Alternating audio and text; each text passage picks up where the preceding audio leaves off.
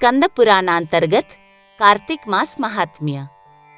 कार्तिक व्रत करने वाले मनुष्य के लिए पालनीय नियम।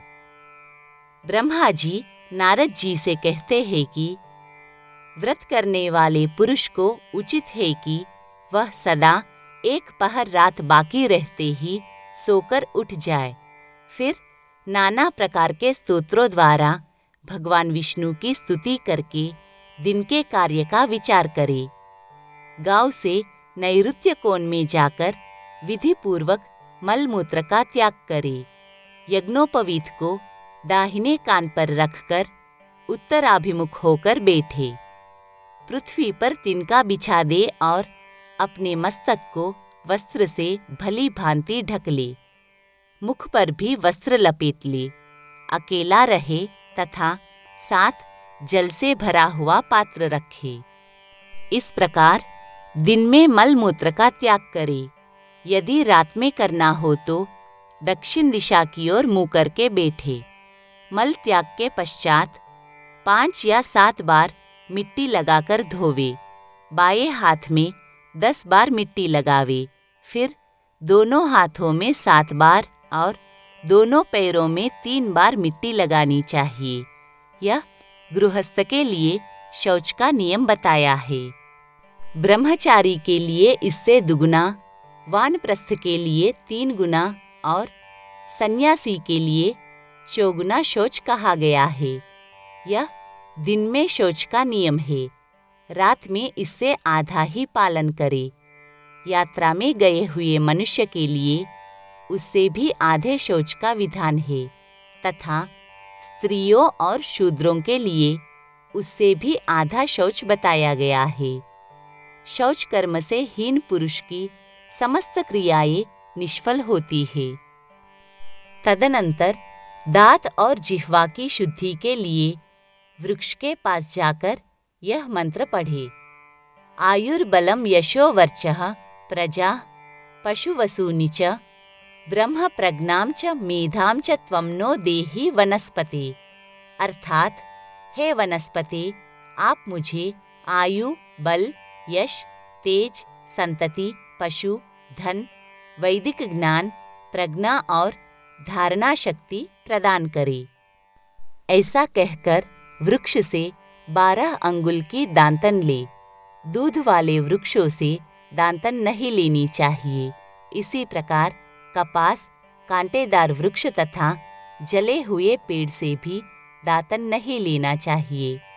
जिससे उत्तम गंध आती हो और जिसकी टहनी कोमल हो, ऐसे ही वृक्ष से दंत धावन ग्रहण करना चाहिए।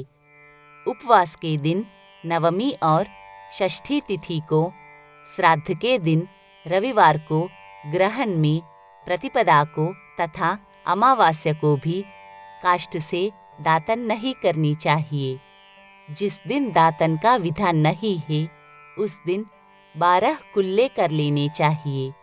विधि पूर्वक दांतों को शुद्ध करके मुंह को जल से धो डाले और भगवान विष्णु के नामों का उच्चारण करते हुए 2 घड़ी रात रहते ही स्नान के लिए जलाशय पर जाए। कार्तिक के व्रत का पालन करने वाला पुरुष विधि से स्नान करे। फिर धोती निचोड़कर अपनी रुचि के अनुसार तिलक करे।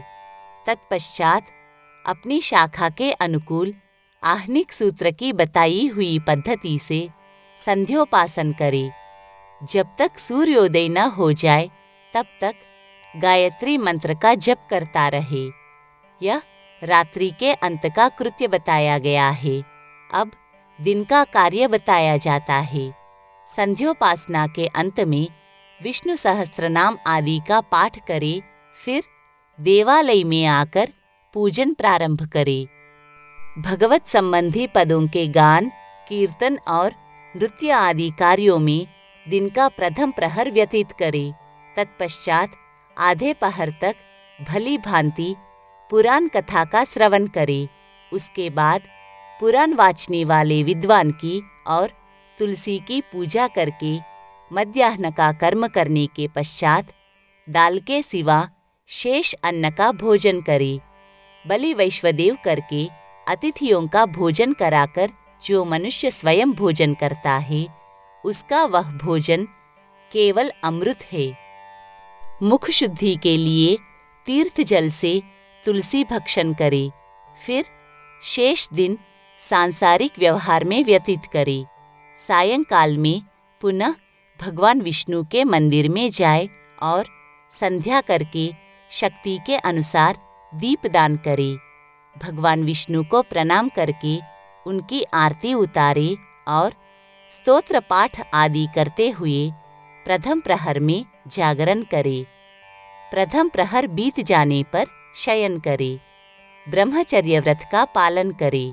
इस प्रकार 1 मास तक प्रतिदिन शास्त्रोक्त विधि का पालन करे। जो कार्तिक मास में उत्तम व्रत का पालन करता है, वह सब पापों से मुक्त होकर भगवान विष्णु के सालोक्य को प्राप्त होता है।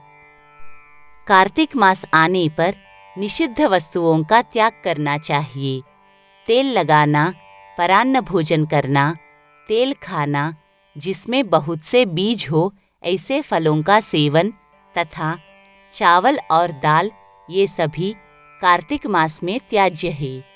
लौकी, गाजर, बैगन, वनभंटा, बासी अन्न, भंसीड़, मसूर, दोबारा भोजन, मदिरा, पराया अन्न, कांसी के पात्र में भोजन, छत्राक, कांजी, दुर्गंधित पदार्थ, समुदाय का अन्न, वेश्या का अन्न, ग्राम पुरोहित और शूद्र का अन्न और सूतक का अन्न, ये सभी त्याग देने योग्य है। श्राद्ध का अन्न, रजस्वला का दिया हुआ अन्न, जनना शौच का अन्न और लसोड़े का फल, इन्हें कार्तिक व्रत का पालन करने वाला पुरुष अवश्य त्याग दे। निषिद्ध पत्तलों में भोजन न करे। महुआ, केला, जामुन और पकड़ी, इनके पत्तों में भोजन करना चाहिए। कमल के पत्ते पर कदापि भोजन न करे। कार्तिक मास आने पर जो वनवासी मुनियों के अनुसार नियमित भोजन करता है, वह चक्रपाणी भगवान विष्णु के परम धाम में जाता है। कार्तिक मास में प्रातःकाल स्नान और भगवान की पूजा करनी चाहिए। उस समय कथा श्रवण उत्तम माना गया है। कार्तिक मास में केला और आंवले के फल का दान करे और शीत से कष्ट पाने वाले ब्राह्मण को कपड़ा दे। जो कार्तिक में भक्तिपूर्वक भगवान विष्णु को तुलसी दल समर्पित करता है, वह संसार से मुक्त होकर भगवान विष्णु के परम पद को प्राप्त होता है। श्रीहरि के परम प्रिय कार्तिक मास में जो नित्य गीता पाठ करता है, उसके पुण्य फल का वर्णन सैकड़ों वर्षों में भी नहीं किया जा सकता। जो श्रीमद् भागवत का भी श्रवण करता है, वह सब पापों से मुक्त होकर परम शांति को प्राप्त होता है। जो कार्तिक की एकादशी को निराहार रहकर व्रत करता है, वह निस्संदेह पूर्व जन्म के पापों से मुक्त हो जाता है। जो कार्तिक मास में भगवान विष्णु की प्रसन्नता के लिए दूसरे के अन्न का त्याग करता है, वह भगवान विष्णु के प्रेम को भली भांति प्राप्त करता है। जो मनुष्य राह चलकर थके मांदे और भोजन के समय पर घर पर आए हुए अतिथि का भक्तिपूर्वक पूजन करता है, वह सहस्त्रों जन्मों के पाप का नाश कर डालता है। जो मूढ़ मानव वैष्णव महात्माओं की निंदा करते हैं, वे अपने पितरों के साथ महारौरव नरक में गिरते हैं। जो भगवान की और भगवत भक्तों की निंदा सुनते हुए भी वहाँ से दूर नहीं हट जाता, वह भगवान का प्रिय भक्त नहीं है। जो कार्तिक मास में भगवान विष्णु की परिक्रमा करता है, उसे पग पग पर अश्वमेध यज्ञ का फल प्राप्त होता है। जो कार्तिक मास में पराई स्त्री के साथ संगम करता है, उसके पाप की शांति कैसे होगी, यह बताना असंभव है। जिसके ललाट में तुलसी की मृत्तिका का तिलक दिखाई देता है, उसकी ओर देखने में यमराज भी समर्थ नहीं है, फिर उनके भयानक दूतों की तो बात ही क्या। कार्तिक मास में भगवान विष्णु की प्रसन्नता के लिए धर्म का अनुष्ठान करना चाहिए। मास व्रत की समाप्ति होने पर उस व्रत की पूर्णता के लिए श्रेष्ठ ब्राह्मण को दान देना चाहिए। जो कार्तिक मास में भगवान विष्णु के मंदिर में चूना आदि का लेप कराता है या तस्वीर आदि लिखता है, वह भगवान विष्णु के समीप आनंद का अनुभव करता है।